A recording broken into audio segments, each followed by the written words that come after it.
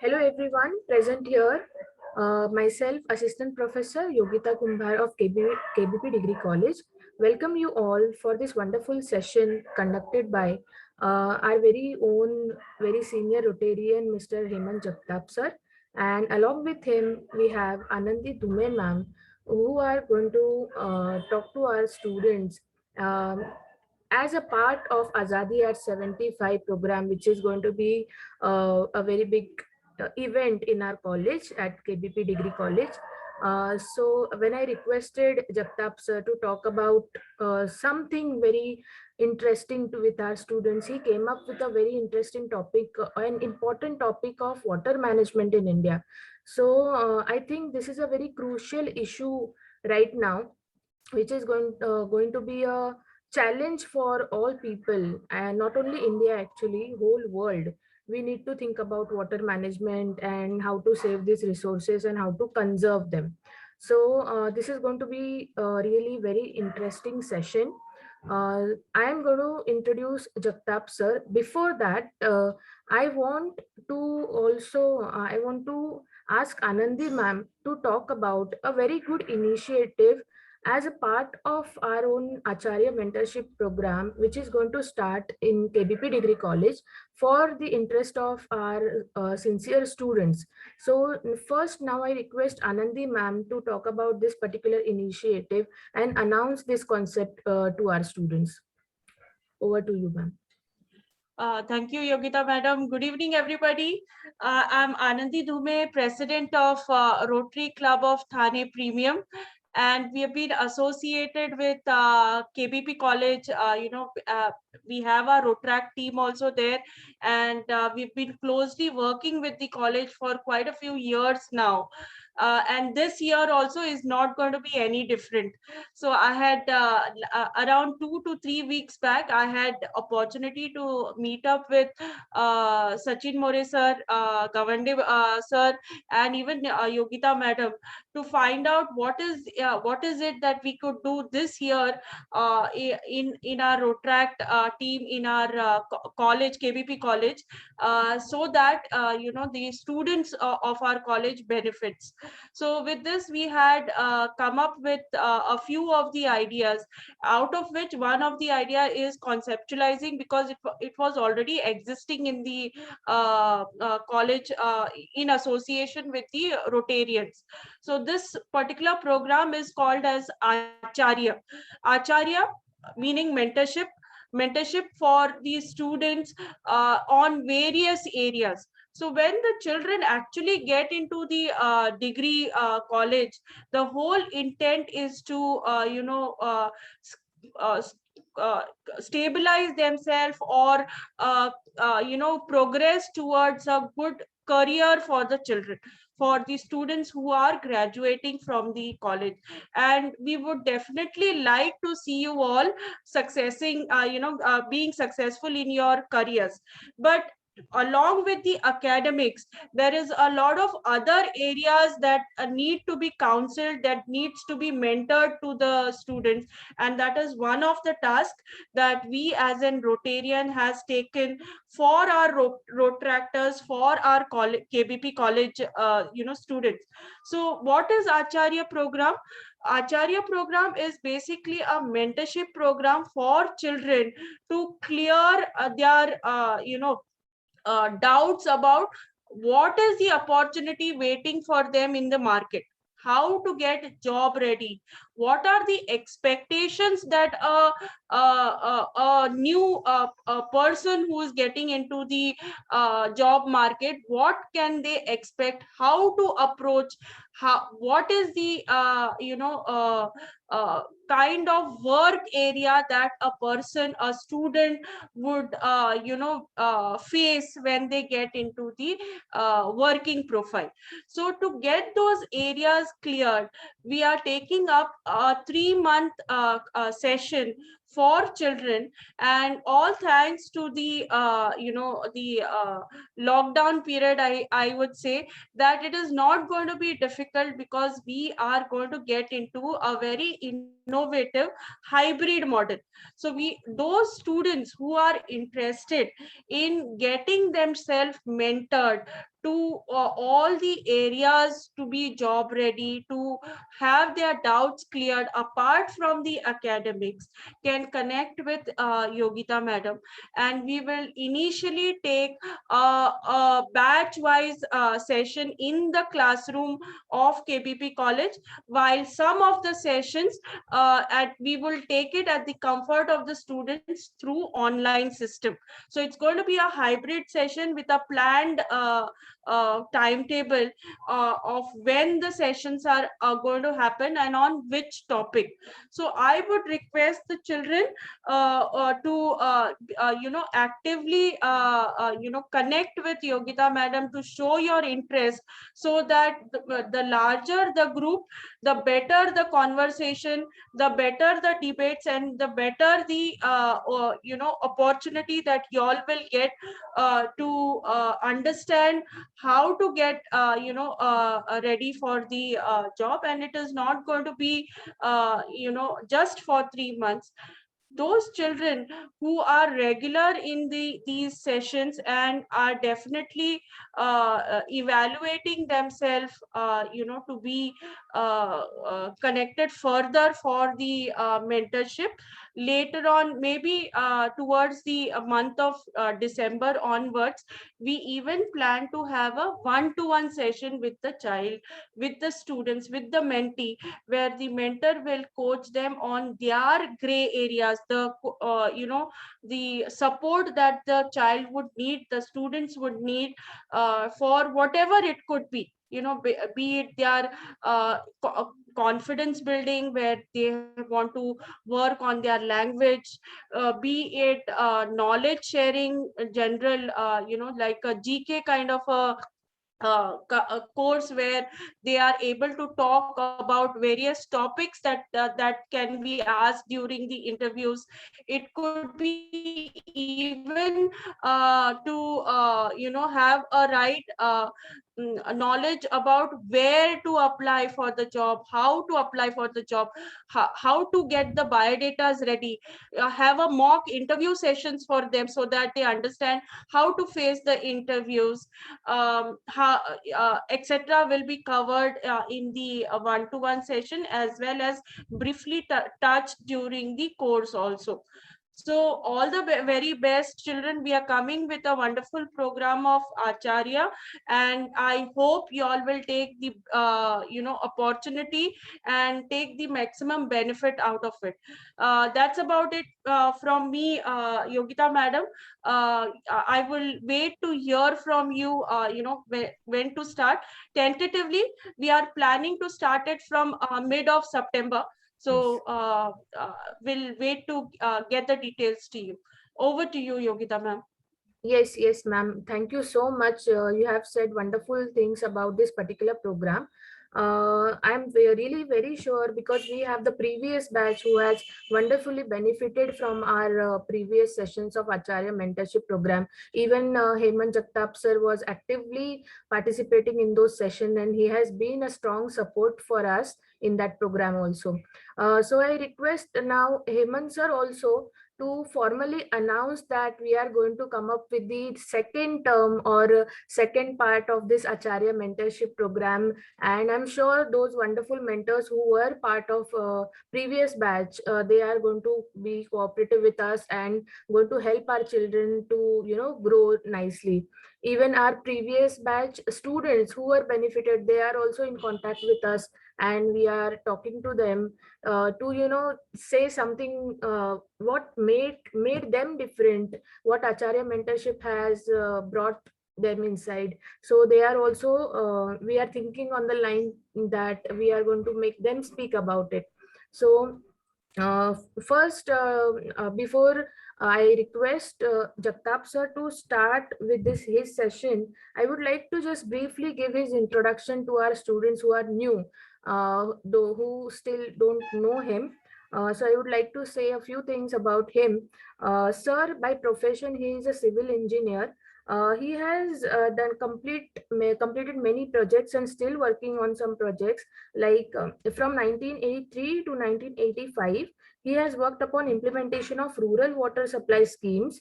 From 1986 to 1992, he has been working on planning for rural infrastructure projects for local self-government. From 93 till date, he has been working on planning of and execution of urban infrastructure work with focus on highways, expressways, bridges, flyovers, and subways in Mumbai metropolitan region and for public work department and government of Maharashtra. He has been working as executive engineer PWD, um, posted at Maharashtra Tourism Development Corporation, Mumbai, from 2015 to 2018. At present, Sir is working or posted at MSRDC, Mumbai, working as a nodal executive engineer for Nagpur Mumbai Super Communication Expressway, Hindu Hriday Samrat Balasaheb Thackeray Maharashtra Samruddhi Mahamarg, which is a very crucial thing happening in Maharashtra. So we are very blessed to have you here, sir. And we are connected with you from past so many years, so we know how eminent personality we have got and such a great guide for us. So now today we are here to listen from him about how to manage water and how water management is a crucial issue in India. So I request sir to formally announce about our next part of Acharya mentorship also and continue with his presentation on water management in India. Thank you so much.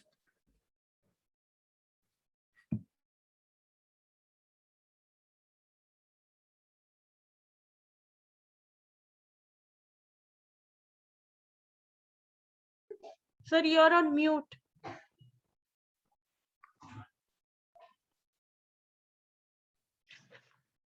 Good evening, friends. I hope I am audible.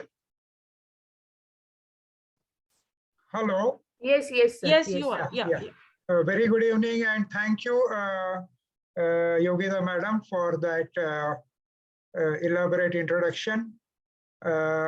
Well, it is always a privilege for me to work with you all as a team member in developing our own students from the KBP College. The first episode of Acharya was a great learning experience for us also, for us all the mentors also. I am proud to state that the proactiveness of the entire staff and the leaders of KBP College were very proactive in implementation of the first session, the first episode. And I still remember my mentee, Rishikesh, whom I was very well in touch with. And the initiation of this entire project was done by Sachin More sir, Santosh Gavde sir, Yogita madam. When initially we shared this idea that one-to-one mentorship is possible, which would help getting the students insight of what is happening in the outside world. That was the basic concept why we tried to implement this. And I'm very proud to say that the second episode of this Acharya mentorship program is being launched today, and I'm very happy to announce it, that it is being launched. And of course, I will be participating in this program and would like to be a volunteer for this very meaningful project. Congratulations to the entire KBP community for initiating the first episode and the starting of the second episode also. Thank you very much. Now coming to the topic, I would like to briefly tell the audience about my involvement in water projects. We all know that India is a very vast country and very much dependent on the seasonal rains. The topic of today, that is importance of water management in India. I chose it specifically because since 2005, I have developed a team of water volunteers for serving our rural brothers and sisters to get them ample amount of water, not only for drinking for themselves, but for cultivation of that extra crop, which would change the lives of their entire family. So that was the concept on which we worked, and we developed a program called Rural Water Management in the year 2006-07. That was the, I would say, a very good experience of vocational service, which means that whatever you have learned, you have to give back to the community. Your skills, your profession should percolate for the betterment of the society. That was the idea behind doing this entire thing. And in my presentation, I will share how it is done. And I will now start my screen sharing so that we can go to the subject.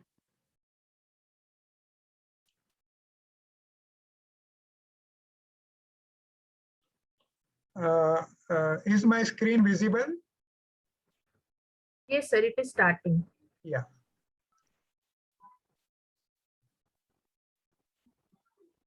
Yeah, it's on now. Yeah. So a very warm greetings from Rotary Club of Thane Premium, Rotary District 3142 Water Management Team on this very important topic. I would also like to congratulate the KBP community for having this brilliant idea of celebrating the 75 years of India's independence in such a befitting manner that to present 75 topics to their own students, to the community, is a very excellent and innovative idea. And I am proud about being a participant in this particular activity. My congratulations to the entire team. In my journey in water management, being a civil engineer, I could give my inputs. I learned a lot of things. And we have evolved ourselves so that we can serve the community better and better. Apart from my civil engineering activities, which Madam has briefly elaborated in the introduction, water is a passion for me, not only civil engineering. Civil engineering is a very good field to work because you can see your dreams come true. You can see what was on the paper and what comes at the ground, which is going to serve years and years to our citizens of our country. Well, the first question which should come in everybody's mind is why water management? Of course, before delving into why water management, I would like to brief you all about why water management in India. We have to go back in the lanes of history, the memories at the time of the partition when our country became independent. The position now is, after 75 years of independence, that India constitutes 16% of the world's population. In next few years, every fifth citizen of this world will be an Indian. So that is the prowess of the Indian population. But alarmingly, the country has only 4% of the world's freshwater resources. Now that is an alarming situation. We are 16% of the world population, but we have only 4% of the world's fresh water. If you go by the statistics, you will be alarmed to notice that in the year 1950, 3 years after our independence, when the census was conducted, India's population was 37.63 crores. 37.63 कोटी इतकी लोकसंख्या होती ज्यावेळेस भारताला स्वातंत्र्य मिळालं. 1950 सालची जनगणना आहे आणि 2021 मध्ये बरोबर साधारणतः 71 वर्षानंतर आपली लोकसंख्या आहे 139 कोटी, 139 crores. It means in this gone by period of say around 71 to 75 years, we have grown by 100 crores. Phenomenal, the figures are phenomenal, but the impact of this population is very harsh on the natural resources. That is a matter of concern for all of us. We always say that our population is one of our plus points. Yes, of course it is, because India is having the maximum number of youth in the entire world. But at the same time, our population is deterrent for the overall progress of the country as far as the consumption of the natural resources are concerned. Now, if you go back to the history, you will find out that the link between water and society goes back all the way to the dawn of human civilization.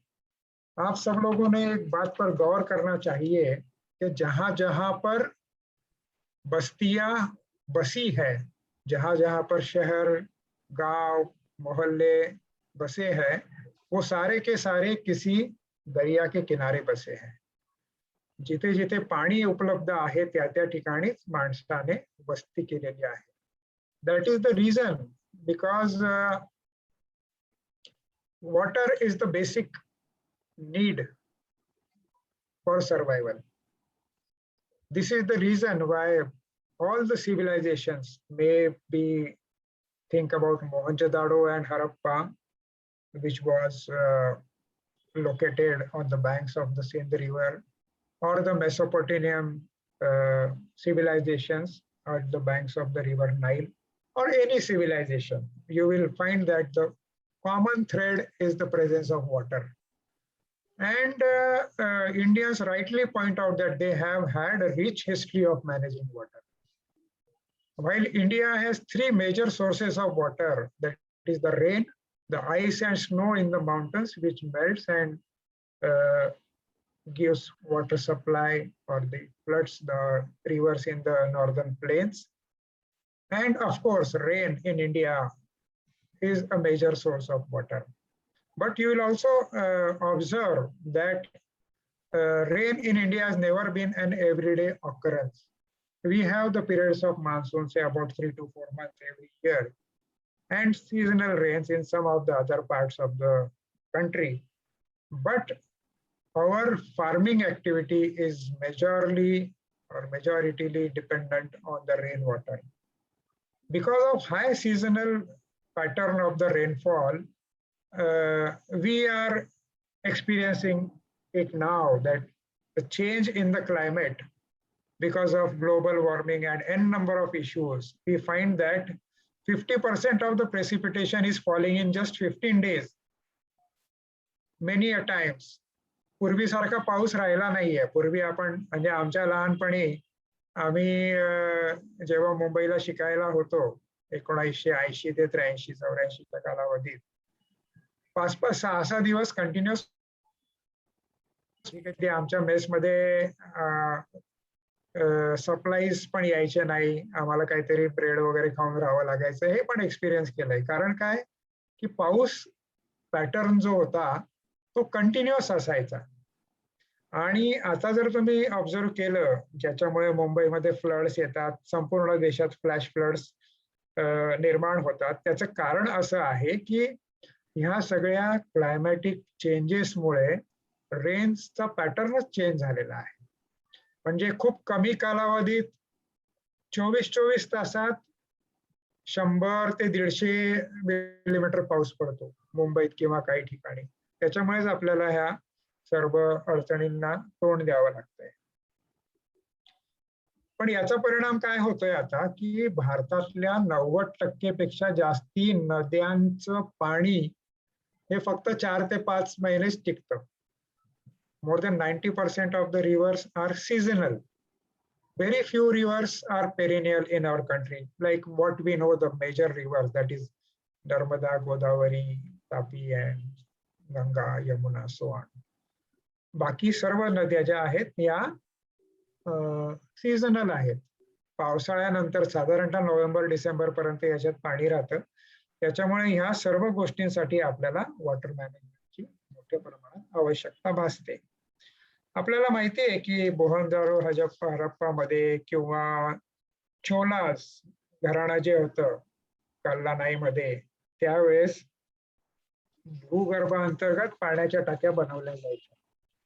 Water used to be stored. There are n number of examples in Gujarat, Rajasthan. त्याला आपण टाका म्हणतो. प्रत्येक घराच्या तळघरात पाणी साठवलं जायचं पावसाचं आणि ते मग उरलेल्या कालावधीत वर्षाच्या वापरलं जायचं. India is suffering from the worst water crisis in its history and millions of lives and livelihoods are under threat. हे म्हणणं माझं नाहीये, हे global composite water management index च्या आधारावर नीती आयोगाने हे स्टेटमेंट केलेलं आहे. याला कारण असं की हे जे मी कारण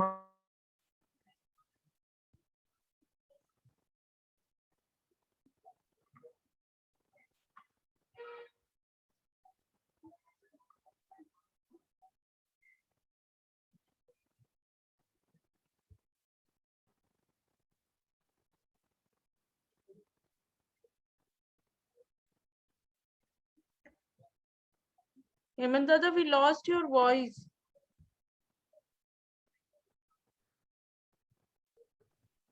सर नेटवर्क आय गेस थोडस नाही पण ते स्क्रीन शेअरिंग मध्ये आहेत ना त्यामुळे हो, मी हो.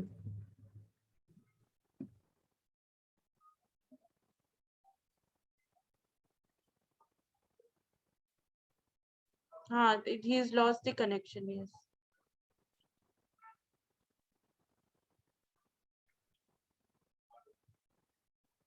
We'll wait for a minute Yeah. till he joins back. 1-2 मिनिटं वाट बघू शकता.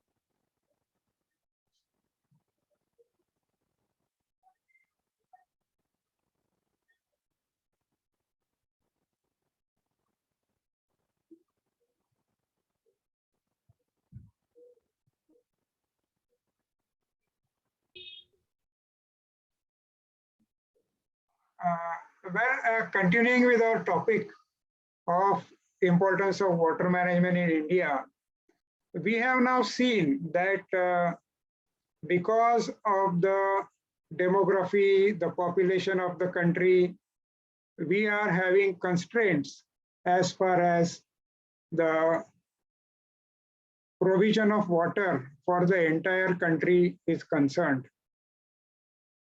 भारताला एक खूप चांगली पुराण कालापासूनची व्यवस्था आहे पाणी सांभाळून वापरण्याची.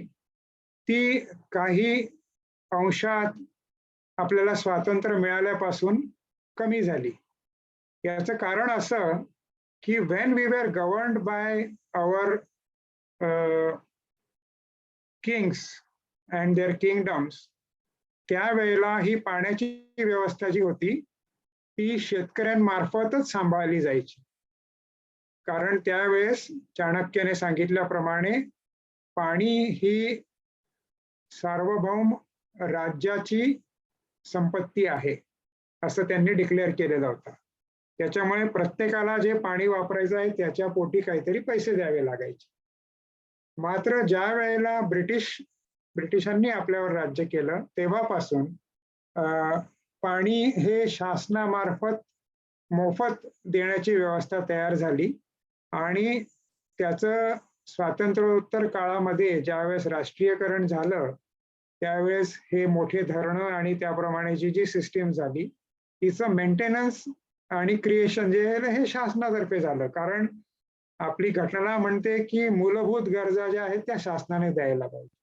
अत्यंत चांगली गोष्टी होती ती, परंतु त्याचा दुष्परिणाम असा झाला की जे बेनिफिशरीज आहेत वॉटरचे, शेतकरी म्हणा किंवा नागरिक म्हणा, हे या सार्वजनिक व्यवस्थेची देखभाल आणि जपणूक आपलं कर्तव्य म्हणून न करता एक शासनाने आपल्याला मोफत व्यवस्था निर्माण करून दिलेली आहे, या पद्धतीने त्यांनी याचा वापर सुरू केला आणि त्यामुळे पाण्याची उपलब्धता किंवा ज्या प्रमाणात पाणी साठवलं जातं धरणांमध्ये त्या प्रमाणात एफिशियंटली त्याचा वापर होणं हे कमीत कमी होत गेलं. आता we started by saying why water management for India, याबद्दल आपण आतापर्यंत बघितलेलं आहे. आता मूलभूत प्रश्न, why water management? To make community food self sufficient. याला कारण असं आहे की फक्त इरिगेशन मधून जे ॲग्रिकल्चरल आपल्याला प्रोड्यूस मिळतं ते आपल्या लोकसंख्येला पुरेसं नाही आहे. आपल्या म्हणजे केवळ भारताच्याच नाही तर संपूर्ण जगाच्या. त्यामुळे जेव्हा ॲग्रिकल्चर हे पावसाच्या पाण्यावर आणि इरिगेशनच्या पाण्यावर असं दुहेरी अवलंबून आपण अंगीकारतो, त्याच वेळेस आपल्याला आपला फूड ग्रेन सप्लाय जो आहे तो वाढवता येतो. इरिगेशन का लागतं शेतीच्या पिकांना? कारण ज्या वेळेला हवेतली आर्द्रता कमी होते, ज्यावेळेस पाऊस कमी होतो, त्यावेळेस त्या पिकांच्या वाढीसाठी पाण्याची आवश्यकता लागते. मग हे पाणी आपण कुठून मिळवतो?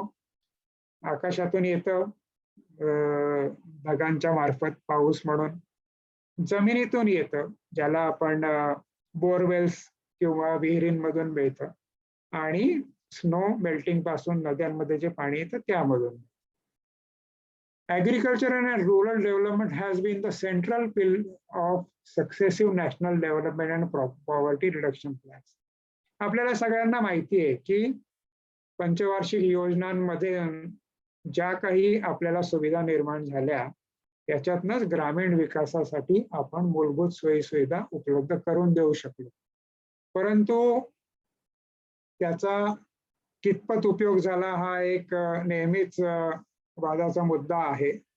परंतु ज्या वेळेला 1966 सालानंतर त्या मधल्या कालावधीत आपण अमेरिका किंवा इतर देशांवर अवलंबून होतो धान्यासाठी, त्याच्यानंतर ज्या वेळेस ग्रीन रेव्होल्यूशन त्यावेळेच्या शासनाने डिक्लेअर केलं तेव्हापासून नवीन प्रकारचे बियाणं, नवीन प्रकारच्या पद्धती, यामुळे आपण सेल्फ सफिशियंट झालो. आणि आजची परिस्थिती अशी आहे की भारताची एवढी लोकसंख्या जरी असली तरी till date we are self sufficient in producing the farm products. परंतु हीच परिस्थिती पुढे राहील का? नाही राहणार. त्याला कारण असं की 2050 पर्यंत संपूर्ण जगाचं पॉप्युलेशन जे आहे ते 9 बिलियन पर्यंत वाढेल असा अंदाज आहे. आता ते आहे 1.39 बिलियन्स. याचा अर्थ 139 कोटींवरून जगाची लोकसंख्या 2050 मध्ये 900 कोटीपर्यंत वाढू शकते. ज्या पद्धतीने आपला ग्रोथ रेट आहे, भारताचा ग्रोथ रेट हा 1.07% आहे एव्हरी इयर. आता जगाची लोकसंख्याची आता 7 बिलियन आहे. मगाशी मी 1.39 म्हटलं ती भारताची होती. जगाची 7 बिलियन आहे, ती 2050 मध्ये 9 बिलियन होईल. आताच आपल्याकडे जगामध्ये अन्नधान्याची वानवा आहे, त्याच्यामुळे हे सर्व प्रॉब्लेम जे आहेत हे एक्सपोनेन्शियली वाढणार आहेत आणि त्यामुळे जास्तीत जास्त जमिनीचा भूभाग हा इरिगेशन खाली येणं आवश्यक आहे. आता तो कसा करता येईल, याच्यासाठी वेगवेगळ्या उपाययोजना आहेत. धरणं बांधणं, कालवे खोदणं, बोरवेल्स करणं. बोरवेल्स करणं हा उपाय नाही म्हणता येणार, कारण बोरवेलचे दुष्परिणाम जास्ती होतात. ज्या वेळेला बोरवेलची टेक्नॉलॉजी आली भारतात, तोपर्यंत आपण पारंपरिक पद्धतीने शेती करत होतो तेव्हा पाणी पुरत होतं. मात्र ज्या वेळेला इनडिस्क्रिमिनेटली बोरवेल्स खोदल्या गेल्या, शासनाने राजकीय कारणासाठी फ्रीमध्ये बोरवेल खोदून देणे, फ्रीमध्ये इलेक्ट्रिसिटी देणे, ह्या अशा प्रकारच्या सवंग घोषणांची बरसात केल्यानंतर जास्तीत जास्त शेतकऱ्यांनी किंवा नागरिकांनी बोरवेल खोदून भूगर्भातील पाण्याचा उपसा सुरू केला. आणि आज परिस्थिती अशी आहे की काही भागांमध्ये 500 फूट खोल गेलं तरी पाणी लागत नाही. याला कारण असं की मी नेहमी एक उपमा देतो. जर एक नारळाचं शहाळं आहे, त्यामध्ये एकाच माणसाने एक स्ट्रॉ घातली तर त्याला त्याचं पोट भरेल.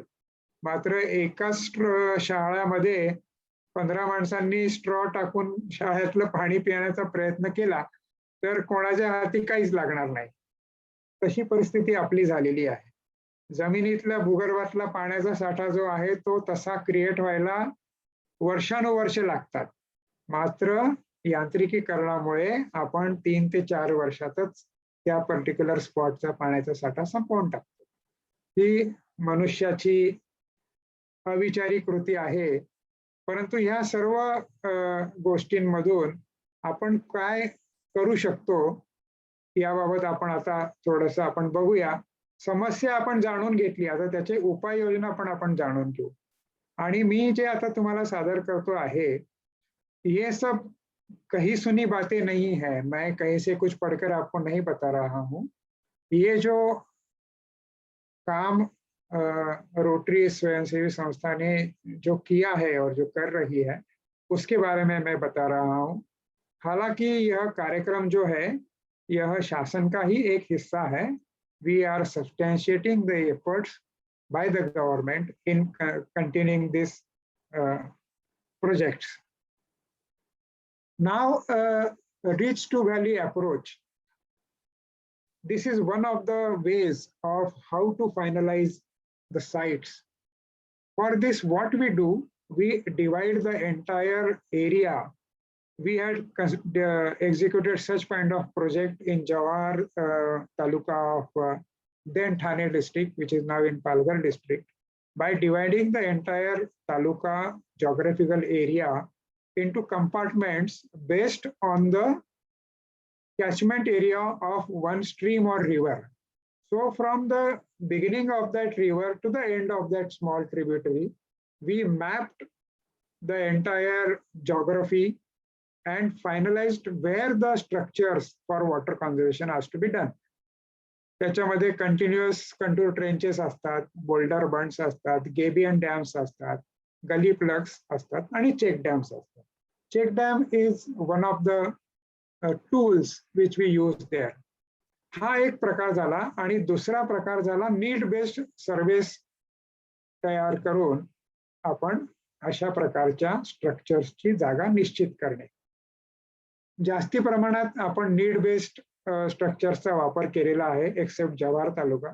याला कारण असं की ज्यावेळेस आम्ही या ग्रामीण भागात फिरतो त्यावेळेस शेतकरी ज्यावेळेस आम्ही त्यांच्याशी चर्चा करतो तेव्हा लक्षात येतं की अरे ह्या गावामध्ये पाणी नाहीये. रोटरी क्लब ऑफ ठाणे प्रीमियमने असे बरेचसे प्रोजेक्ट केलेले आहेत. आणि रोटरॅक क्लब ऑफ केबीपी प्रीमियमचे आणि तुमच्या कॉलेजचे विद्यार्थ्यांनी झरी धांगडपाडा या भागामध्ये तुमच्या NSS कॅम्प्स मधून ह्या सर्व प्रकल्पांना भेटी दिलेल्या आहेत आणि पाहिलं की याचा परिणाम काय होतो. अशाच एका प्रोजेक्टची मी तुम्हाला माहिती देतोय. डहाणू आणि तलासरी तालुक्यातल्या ट्रायबलसाठी आम्ही हा त्यावेळेस प्रोजेक्ट केला होता. आपण केस स्टडी म्हणून त्याचा विचार करूया. काय what is the objective of doing this water management project? पहिला ऑब्जेक्टिव्ह आहे की जमिनीच्या खालची पाण्याची पातळी जी आहे ती वाढते. अशा प्रकारचे बंधारे बांधल्यावर मोठ्या धरणांना हा एक चांगला, स्वस्त आणि इफेक्टिव्ह पर्याय असू शकतो. ह्यामुळे अजून एक ॲडिशनल क्रॉप, 1 किंवा 2 पिकं घेण्यासाठी पाणी उपलब्ध होऊ शकतं. आणि सर्वात महत्त्वाचं म्हणजे गावातल्या युथला, तिथल्या लोकांना आपण गावातच पाणी उपलब्ध करून दिल्यानंतर त्यांना तिथे काम मिळतं शेतीचं आणि त्यांचं शहराकडे होणारं मायग्रेशन कमी होतं. आम्ही 2009-10 मध्ये असे 5 बंधारे बांधले होते Larsen and Toubro public charitable ट्रस्टच्या आधारावर. आता जसं मी सांगितलं की पूर्वी पाणी मुबलक होतं, आता पाणी कमी झाल्यामुळे काय दुष्परिणाम होतात समाजावर. लॅक ऑफ इरिगेशन वॉटर, त्याच्यामुळे तिथले लोक 6 महिने आयडल राहतात. आपल्याकडे ह्या भागात एकच पीक घेतलं जातं, ते म्हणजे राईस, पॅडी म्हणतो किंवा भात म्हणूया. ते साधारणतः जून जुलै मध्ये पेरणी होते आणि ऑक्टोबर मध्ये त्याची कापणी होते. त्याच्यानंतर ज्या वेळेस नदी नाल्यांमधलं पाणी आटतं तेव्हा पुढचा पाऊस येईपर्यंत या लोकांना काही काम नसतं. त्याच्यामुळे ते रोजगाराच्या शोधार्थ बाहेर जातात आणि तिथे त्यांचं शोषण होतं. ह्या सर्व दृष्टचक्रामुळे काय होतं की त्यांच्या आरोग्याचा, त्यांच्या शिक्षणाचा मोठ्या प्रमाणावर प्रॉब्लेम्स निर्माण होतात. ते ज्येष्ठ नागरिकांना गावामध्ये सोडून जातात, लहान मुलांना बरोबर घेऊन जातात, त्यांचं एज्युकेशन डिस्कंटिन्यू होतं, त्यांचं आणि त्यांच्या पालकांचं आरोग्य जे ते नीट राहत नाही. त्यामुळे आम्ही हे बंधारे बांधण्याचा प्रोजेक्ट हाती घेतला. तर याच्यामधल्या अडचणी काय असतात? सगळ्यात पहिले म्हणजे नागरिकांचा विश्वास संपादन करणे. शेतकऱ्यांशी आम्ही रिपीटेड मीटिंग्स घेतो, त्यांना अगोदर झालेल्या प्रोजेक्ट दाखवतो, त्यांना त्याचं महत्त्व समजावून देतो आणि त्यांना समजून सांगावं लागतं की बाबांनो, कुठल्याही परिस्थितीत हे जे पाणी आम्ही धरणात साठवणार आहोत छोट्या बंधाऱ्यांमध्ये, त्याच्यामुळे तुमच्या शेतीचं नुकसान होणार नाही. त्यांना आम्ही हे पण आश्वासन देतो की ह्या बंधाऱ्याचं आयुष्य जे आहे ते 50 वर्षाचं आहे आणि तुम्हाला ह्या संपूर्ण त्याच्या आयुष्यमानामध्ये कुठल्याही प्रकारचं मेंटेनन्स लागणार नाही. 25 ते 30 वर्ष आपण आयुष्य म्हणतो, पण 50 वर्ष अशा बंधाऱ्यांना काहीच होत नाही. आता त्या लोकांचा विश्वास संपादन करण्यासाठी काय करावं लागतं की त्यांना सोबत घेऊन त्यांचं जे ग्रामीण ज्ञान असतं निसर्गाचं, त्याचा उपयोग करून आपण चेकडॅमची साईट सिलेक्ट करतो. त्याच्यामुळे काय होतं की त्यांना आपल्याबद्दल विश्वास वाटतो. मला वाटतं हाच एक फरक आहे शासनाच्या योजनांमधला आणि एखाद्या NGOच्या योजनांमधला. त्यानंतर आपण जे बाजूचे शेतकरी असतात त्यांच्याकडून आपण संमती पत्रक घेतो. आपण एक करारनामा तयार करून घेतो रोटरी क्लब आणि त्या ग्रामपंचायत मध्ये की ते जे गाळ वगैरे जो काढायचा आहे त्यासाठी ते आपल्याला मदत करते. बऱ्याचशा अडचणी, अडथळे असतात या सर्व बंधाऱ्यांची कामं करताना. एक तर दुर्गम भाग असतो, त्यामुळे तिथे ट्रान्सपोर्टेशन, कन्स्ट्रक्शनचं सामान न्यायला, सामुग्री न्यायला त्रास होतो. दर 4 ते 5 वर्षानंतर आपल्याला त्या बंधाऱ्यात साठलेला गाळ काढावा लागतो. बऱ्याचदा हा गाळ सुपीक जमीनसाठी योग्य असतो, त्याच्यामुळे शेतकरी ते स्वतःच घेऊन जातात. आणि ही कामं करताना आपल्याला वेगवेगळ्या लोकांशी संपर्क साधून त्यांची मदत घ्यावी लागते. आमची व्हॉलेंटिअरची टीम जी आहे ही या सर्व गावांमध्ये जाऊन पोटेन्शियल साईट्स बघते, वेगवेगळ्या शासनाच्या विभागांबद्दल जाणून घेते, त्यांची मदत घेते. ग्रामीण भागातलेच थोडेसे शिक्षित तरुण आम्ही एंटरप्रेनर्स बनवलेले आहेत. कारण का की आम्हाला माहिती आहे की गावातला पैसा हा गावातच राहायला पाहिजे. त्यांना आम्ही ट्रेनिंग दिलं की त्यांनी टेक्निकल सुपरविजन कसं करावं. आमचे इंजिनियर्स, आम्ही स्वतः जाऊन तिथे जाऊन त्यांना हे सर्व शिकवतो आणि आम्ही सर्व कन्स्ट्रक्शन ऍक्टिव्हिटीचं प्लॅनिंग करतो आणि मॉनिटरिंग करतो. या व्यतिरिक्त आम्ही इंजिनियर्स आणि व्हॉलेंटियर्सची टीम तयार केलेली आहे, जे सगळं टेक्निकल काम करतात. त्यांचे एस्टिमेट्स बनवणं, त्यांचं कॉस्टिंग बनवणं, मेजरमेंट्स घेणं, बिलिंग करणं. त्या व्यतिरिक्त सगळ्यात महत्वाचं म्हणजे we become catalyst between the farmer and various government departments like the irrigation department, agricultural department, horticulture and social forestry. कारण ह्या पाण्यावरती त्यांनी जास्तीत जास्त उत्पन्न घेणं हा आमचा उद्देश आहे. त्यांना शिकवावं लागतं की जास्तीत जास्त चांगलं पीक कुठल्या प्रकारचं घेता येईल आणि तुम्हाला जास्ती उत्पन्न कशातनं मिळेल. शाळा ज्या आहेत या सर्व भागातल्या ह्या मोठं काम करतात. कारण आम्ही पहिले शिक्षकांना समजवतो, शिक्षक पालकांना समजवतात. बऱ्याचदा भाषेचा प्रॉब्लेम येतो, विशेषतः आदिवासी भागामध्ये. आम्हाला या शिक्षकांचीच मदत होते सर्व ग्रामस्थांना प्रोत्साहन देण्यासाठी. याचे सोशल इम्पॅक्ट खूप आहेत. ज्या वेळेला आपण एखादा प्रोजेक्ट तयार करतो त्यावेळेस आपण कॉस्ट बेनिफिट रेशो बघतो. आपण म्हणतो की साधारणतः 10 ते 15,000 रुपये पर एकर पर इयर इतकं त्यांचं उत्पन्न वाढतं. त्याच्यामुळे त्या भागातला GDP वाढतो, त्यांचं फूड कन्झम्पशनचे हॅबिट्स चेंज होतात. ते जास्ती भाजीपाला पिकवतात, त्याच्यामुळे स्वतः पण भाजीपाला खायला लागले. पूर्वी फक्त चटणी भाकरी वगैरे असं काहीतरी खातात. आणि जर तुम्ही इकॉनॉमिक्सच्या भाषेत बोललात तर ब्रेक इव्हन जो आहे, कधी पण आपण एखाद्या प्रोजेक्टचा किंवा फायनान्शियल पॅटर्नचा प्रोग्रेसिव्ह ग्रोथचा विचार करतो तेव्हा ब्रेक इव्हनचा विचार करतो. आता साधारणतः 4 ते 4.5 लाख रुपयात आपला एक बंधारा तयार होतो आणि साधारणतः 20 एकर जमीन ओलिताखाली येते एका बंधाऱ्यामुळे. याचा अर्थ काय की त्या बंधाऱ्यामुळे 20 एकर जमिनीत प्रतिवर्ष 2 लाख रुपयाचं उत्पन्न वाढलं. 2 लाख गुणिले 2 म्हणजे 4 लाख रुपये. याचा अर्थ 2 ते 2.5 वर्षात आपल्या प्रोजेक्टचा ब्रेक इव्हन आपल्याला मिळाला. ही सर्वात आनंदाची गोष्ट आहे आणि या बाबीमुळेच आपल्याला जास्तीत जास्त कंपनीज मधून, कॉर्पोरेट्स मधून, रोटरीच्या इंटरनॅशनल फंडिंग मधून आपल्याला पैसे मिळाले आणि आपण हे काम करू शकतो. कारण कोणालाही आवडतं की आपले दिलेले पैसे प्रत्येक रुपया जर चांगल्या कामासाठी वापरला गेला आणि त्याच्यामुळे जर ग्रामीण भागातली अर्थव्यवस्था सुदृढ झाली तर ते कोणत्याही डोनरला निश्चितच ते आवडतं.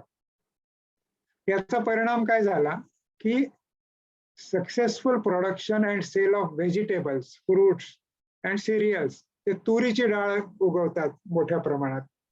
मुंबई अहमदाबाद नॅशनल हायवे जो या भागाच्या जवळ आहे त्या सर्व दळणवळणाच्या साधनांमुळे हा सर्व भाजीपाला प्रोड्यूस हे मोठ्या शहरापर्यंत आणायला मदत झाली. विशेषतः बाळकापरा नावाचं गाव आहे जव्हार तालुक्यात. तिथल्या शेतकऱ्यांना आम्ही सुचवलं की तुम्ही मोगऱ्या फुलांची शेती करा. 3 एकर जमिनीत त्यांनी सुरुवात केली आणि नंतर त्या पूर्ण परिसरातच त्यांनी मोगऱ्याची मोठ्या प्रमाणात फार्मिंग सुरू केली आणि लोकलने कसाऱ्याला जाऊन हे सर्व मोगरा आहे मुंबईच्या महालक्ष्मी टेम्पल आणि फ्लावर बाजारात 500 रुपये किलोने विकतात. अत्यंत मोठा बदल या छोट्याशा प्रोजेक्टमुळे तिथे घडून आलेला आहे. आता जसं सोशल इम्पॅक्ट म्हणतो त्यामध्ये त्यांनी ह्या बंधाऱ्याचा उपयोग इंटरनल मार्क्स भेटणार फिशिंग साठी पण वापरायला सुरुवात केली आहे. त्याच्यानंतर ग्रामीण भागातल्या त्यांच्या दूध दुभत्या जनावरांसाठी सुद्धा त्यांना चारा उपलब्ध होतो, जनावरांना पाणी उपलब्ध होतं. आणि सगळ्यात महत्वाचं म्हणजे पूर्वी ज्या विद्यार्थ्यांची अनुपस्थिती होती वर्गामध्ये, साधारणतः 50 ते 60% विद्यार्थी सोडून जायचे या ड्राय सीझन मध्ये. ती जवळजवळ आता 90 ते 95% इतकी उपस्थिती त्या शाळेमध्ये त्यांची वाढलेली आहे. जसं मी सांगितलं की आपण शेतकऱ्यांना सोबत घेऊन जातो जागा फायनल करायला, त्यामुळे त्यांना ती ओनरशिपची भावना आली आहे. त्यांना असं वाटतं की नाही हे आमच्यासाठी केलेलं आहे, आम्ही सांगितलं तसं केलेलं आहे आणि त्यामुळे त्यांना हा प्रोजेक्ट त्यांचा स्वतःचा वाटतो. त्यांनी आता शेतीतनं पाणी जे आहे ते डिझेल पंप्सच्या मार्फत त्यांच्या शेतापर्यंत पोहोचवावं लागतं. मात्र या सर्व शेतकऱ्यांना ते परवडत नाही प्रत्येकाला डिझेल पंप घेणं. तर ते 5-5, 6-6 शेतकऱ्यांचा ग्रुप तयार करून डिझेल पंप्स भाड्याने घेतात आणि त्यांच्या शेतीसाठी पाणी घेऊन जातात. सगळ्यात महत्वाचं, मी सुरुवातीलाच उल्लेख केला ग्लोबल वॉर्मिंगचा, तर एन्व्हायरमेंटल इम्पॅक्ट काय आहेत अशा प्रकारच्या प्रोजेक्टचे.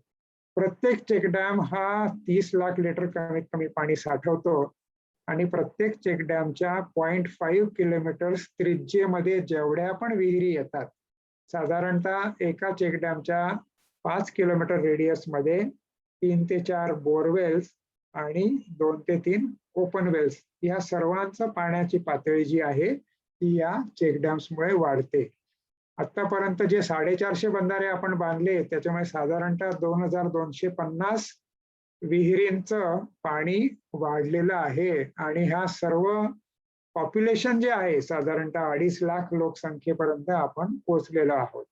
पूर्वीच्या काळात मार्चच्या अगोदरच पाण्यात विहिरींचं पाणी आटायचं, ते आता एप्रिल आणि मे पर्यंत पाणी असतं, त्याच्यामुळे कुठेही यांना पायपीट करावी लागत नाही. पूर्वी तुम्ही बघितलं असेल की बऱ्याच गावांमध्ये डोक्यावर 3-4 हंडे घेऊन स्त्रिया पाणी आणण्यासाठी जातात, ते चित्र आपण काहीसं बदलतोय. सगळ्यात महत्त्वाचं म्हणजे ग्रीन हाऊस इफेक्ट जो आहे तो जास्तीत जास्त जमीन जर ग्रीन कव्हर खाली आली, जास्तीत जास्त कल्टिवेशन झालं तर ते होतं आणि हे आपण करू शकलेलो आहे. क्रॉप पॅटर्न बदलल्यामुळे जमिनीची फर्टिलिटी पण वाढलेली आहे आणि सॉइलचं इरोजन सुद्धा आपण कमी करू शकतो. आता त्यावेळेला हे बंधारे बांधायला आम्हाला 15 लाख रुपये लागले होते. कम्युनिटीचं कॉन्ट्रीब्युशन काय 0, फक्त मेंटेनन्ससाठी ते काही जे श्रमदान करतील ते. या 6,500 विलेजर्सचा जर विचार केला तर पर हेड कॉस्ट फक्त 231 रुपये लागली होती. म्हणजे किती कमी पैशांमध्ये आपण त्यांची जास्तीत जास्त मदत करू शकतो. आता याचे इम्पॅक्ट काय आहेत, जे जसे आपण इम्पॅक्ट इकॉनॉमिकली फायनान्शियली बघितले तसे सोशल इम्पॅक्ट पण भरपूर आहेत. पूर्वीच्या काळी त्यांना अनहायजेनिक पद्धतीने डबक्यांमधून पिण्याचं पाणी घ्यावं लागायचं. त्या ठिकाणी आपण बंधारे निर्माण केल्यामुळे त्यांना आता भरपूर पाणी, शुद्ध पाणी बोरवेल मधून जे मिळतं ते पिण्यासाठी वापरता येतं. एक नेहमी प्रश्न विचारला जातो, how long does it take to boil water? Well, the answer is very critical. 2 hours and 10 minutes in some developing countries. कसं काय? पाणी तर 10 मिनिटात उकळतं, but 10 minutes to boil it, but 2 hours to fetch it. परिस्थिती इतकी वाईट आहे की स्त्रियांना 1-1.5 तास, 2 तास एक हंडा आणण्यासाठी लागतात. त्याच्यामुळे ते बॉईल करायला त्यांना किती वेळ लागणार? जेंडर सेन्सिटिव्हिटी डिझाईन सगळ्यात महत्वाचं आहे. आपल्या समाजामध्ये पूर्वीपासून ज्या वाईट प्रथा आहेत, पद्धती आहेत, त्यामध्ये सर्वात वाईट किंवा अमानुष म्हणेल की स्त्रियांवरती आणि मुलींवरतीच घरकामाचा संपूर्ण बोजा असतो. विशेषतः ग्रामीण भागात त्यांना किलोमीटर्स, मैलोन-मैल पाणी आणण्यासाठी जावं लागतं. इथे दिसेल तुम्हाला एक आदिवासी स्त्री, आम्ही स्वतः काढलेला फोटो आहे, डोक्यावर 4 हंडे घेऊन जाते, उन्हातान्हातून येते किंवा लांबच्या विहिरीतून पाणी आणावं लागतं. त्यांचं जे प्रोडक्टिव्ह आवर्स आहेत दिवसाचे ते याच्यामुळे खर्ची पडतात. त्याच्यामुळे त्यांच्या आरोग्यावर, शिक्षणावर परिणाम होतो. चेकडॅम झाल्यानंतर काय झालंय, त्यांचा हा त्रास वाचला. त्यांना जास्तीत जास्त वेळ कुटुंबासाठी, स्वतःसाठी देता येतात. त्यांना हेल्थ एज्युकेशन चांगलं झालं आणि मुलींची शाळेतली उपस्थिती वाढली. जसं मी सांगितलं की कम्युनिटी एम्पॉवरमेंट जी आहे ती कशामुळे होते, की त्यांचं मायग्रेशन कमी झाल्यामुळे, गावामध्ये सुबत्ता निर्माण झाल्यामुळे त्यांचं आयुष्य हे जास्ती सुखकर होतं. त्यांचा परत ऍग्रिकल्चरकडे ओढा वाढतो. त्यांना वेगवेगळ्या प्रकारचे नवीन खाद्यपदार्थ मिळतात आणि अशा प्रकारे आपण हा संपूर्ण कार्यक्रम जो आहे वॉटर मॅनेजमेंटचा हा आपण राबवतोय. 2006 साली सुरू केलेल्या या कार्यक्रमात आतापर्यंत 450 बंधारे बांधून झालेले आहेत आणि ह्या वर्षी आमचा जवळजवळ 50 बंधारे बांधायचा आमचा संकल्प आहे आणि ते होईलच. द नीड ऑफ द आवर. एका छान कॅप्शन आलं होतं मुंबई सकाळमध्ये, मुंबईच्या तहानेसाठी आम्ही बुडतोय. तुम्हाला माहितीच आहे की मुंबई ठाण्यामध्ये जे काही पाणी येतं आपल्या घरांमध्ये, हे 130 ते 150 किलोमीटर लांबून येतं. तानसा, भातसा, वैतरणा या नद्यांवरच्या धरणांमधून आपल्याला पाणी येतं आणि we are using their water. त्या आदिवासी बंधू भगिनींच्या तोंडचंच पाणी पळवून आपण इथे वापरतो आणि आपण कसं वापरतो ते आपल्याला सगळ्यांना माहिती आहे. आपणच स्वतःला विचार करायला पाहिजे, isn't it time to repay? 75 वर्ष झाली आता स्वातंत्र्य मिळवून, आपण त्या निमित्तानेच हा कार्यक्रम करतोय. आता तरी आपण जागे होणार का? आता तरी आपण आपल्या बंधू भगिनींना पुरेसं पाणी देणार का? किती दिवस आपण त्यांच्या पाण्यावर जगणार? हा प्रश्न I think it is $1 million question, आणि आपण सगळ्यांनी सुजाण नागरिक म्हणून यासाठी जास्तीत जास्त प्रयत्न करायला पाहिजे. Well, we have lit the wet flame in the dark lives of more than 2.2 lakh rural population till date. मोठी धरणं पण केली आहेत आपण, मोठ्या धरणांचं. हे सातारा तालुक्यातल्या माण या दुष्काळी भागात एका मोठ्या धरणाचं आपण रिज्युव्हिनेशन केलं होतं. 1.5 कोटी लिटर पाणी तिथे मावलेलं आहे. आपण ज्या वेळेला अशा प्रकारचे प्रोजेक्ट करतो त्यावेळेस आपण नीड असेसमेंट सर्वे करून घेतो की त्या गावामध्ये किती विहिरी आहेत, किती बंधारे आहेत, किती लोक आहेत, ते सध्या पाणी कुठून घेतात आणि त्यांना किती पाणी लागेल, शेतीला किती पाणी लागेल, हे सर्व डॉक्युमेंटेशन आपण तयार करतो जेणेकरून याच्यात ट्रान्सपरन्सी राहील. Friends, till date we have completed as I mentioned 450 check dams. आपण फक्त नवीन बंधारेच बांधत नाही, आपण जुने बंधारे पण रिज्युव्हिनेट करतो, रिस्ट्रक्चर करतो. आणि साधारणतः आतापर्यंत आपण 11,000 एकर इतक्या जमिनीला आपण मदत करू शकलो आहे. साधारणतः 5,300 शेतकरी बेनिफिशियरीज झालेले आहेत आतापर्यंत, आणि 2.20 लाख इतक्या लोकसंख्येला आपण पिण्याचं पाणी या सर्व प्रकल्पातून उपलब्ध करून देऊ शकलो आहे. आणि फक्त मनुष्य वस्तीच नाही तर 6,000पेक्षा जास्ती जनावरं, म्हणजे गाई, म्हशी, बैल, जो लाईव्ह स्टॉक असतो त्याच्यासाठी आपण मदत करू शकलो आहे. आणि आतापर्यंत आपण साधारणतः 15 कोटी रुपये याच्यासाठी जमवून हा आपण सारा प्रकल्प केलेला आहे. तर असं म्हणतात की सगळ्यात कठीण प्रश्न जे आहेत जगामध्ये त्यांचे सोल्युशन्स जे आहेत ते खूप सिंपल असतात. हा अशाच प्रकारचा एक सिंपल सोल्युशन आहे. आपण आतापर्यंत बघितलं की भारताची परिस्थिती तेव्हा काय होती, आता काय होती, आणि 75 वर्ष ज्यावेळेस आपण एका मोठ्या माइलस्टोन जवळ आपण आलेलो आहोत, याच्या पुढच्या कालावधीत आपण पाण्यासाठी काय करायला पाहिजे आणि किती करायला पाहिजे याचा आपण सर्वांनी विचार करायला पाहिजे. I would like to express my sincere thanks for giving me this an opportunity to share my views on the important topic of water management.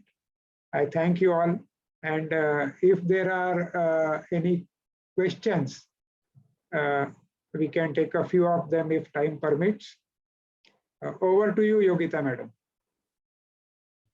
Yes, sir. Yes. Those students who are present, you want to ask anything to sir, you can type in chat box also. कोणाला काही प्रश्न असतील तर विचारू शकता.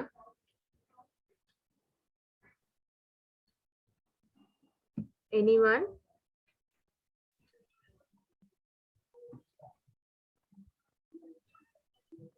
Actually सरांनी हा जो टॉपिक आज घेतला हा फारच महत्वाचा टॉपिक आहे. आपल्या सगळ्यांनाच माहिती आहे की भारतासमोर किंवा पूर्ण जगासमोरच एक मोठं संकट येऊ घातलंय आणि सरांचा खूप मोठा अभ्यास आहे त्याबद्दल. त्यांच्या प्रेझेंटेशन मधून, त्यांच्या सांगण्यामधून आम्हाला सर्वांना तेच दिसतंय की किती म्हणजे वास्ट एखाद्या विषयाचा अभ्यास असू शकतो. ऍक्च्युली सर, आम्ही जेव्हा आता हे कोरोना नंतर जेव्हा संधी मिळेल तेव्हा तुम्ही कॉलेजमध्ये येऊन स्टुडंट्सशी इंटरॅक्ट करावं अशी आमची खूप इच्छा आहे, आणि तुम्ही यालच, याबाबत काही शंका नाहीये. सो कोणाला काही प्रश्न आहे का स्टुडंट्स पैकी? We can take them offline also later on. Yes, sure. So I sincerely thank Jagtap sir आणि आनंदी मॅम सुद्धा की इतक्या शॉर्ट नोटीसवर त्या लगेच हो म्हणाल्या आम्हाला आणि या मीटिंग मध्ये हजर राहिल्या आणि एवढे एन्थुझियास्टिकली त्यांनी ऐकलं सुद्धा या विषयावरचं प्रेझेंटेशन. So I thank both of you for being here with us and constantly in future also we are going to be there with you all, and I request you all to be there with us for such interesting topics in future. So आता येणाऱ्या 75व्या स्वातंत्र्य दिनानिमित्त मी तुम्हाला आता शुभेच्छा देऊ इच्छिते आणि सर्व स्टुडंट्सना माझी रिक्वेस्ट आहे की हा आज जो आपण विषय घेतला त्या बाबतीत खूप सिरियसली विचार करायला सुरुवात करा, कारण येणारा काळ हा फार आपण म्हणू शकतो की डेंजर आहे. So I sincerely thank both of you.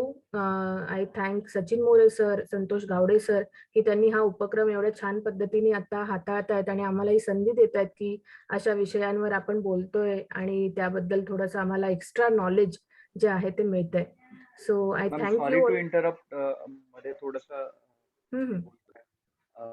Sir, यावर्षी आपण कॉलेजला 12 वर्ष पूर्ण होत आहेत.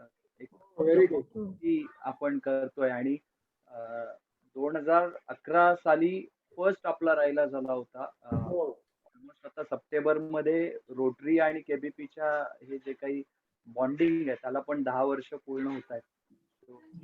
छान वाटतंय. 2011 पासून कॉन्स्टंट. आता मी ऍक्च्युली फेसबुक पोस्ट चेक करत होतो, मला एक्झॅक्ट डेट मिळाली नाही. स्क्रीन शेअर नक्कीच करेन मी पुढच्या कार्यक्रमामध्ये किंवा आपल्या इन्स्टॉलेशन मध्ये.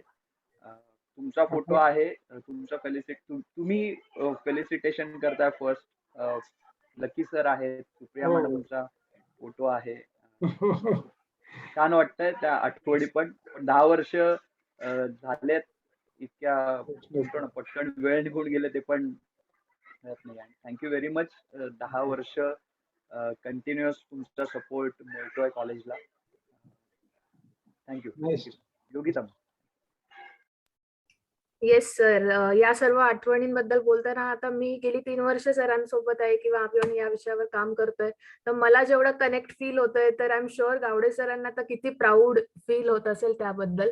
सो येणाऱ्या बॅच साठी आणि आता जे कन्सिस्टंट स्टुडंट आमच्या बरोबर काम करतायत त्या सगळ्यांसाठी हा फारच मोठा एक अभिमानाची गोष्ट आहे की तुम्हाला पण इन फ्युचर हे सगळं अनुभवायला मिळणार आहे.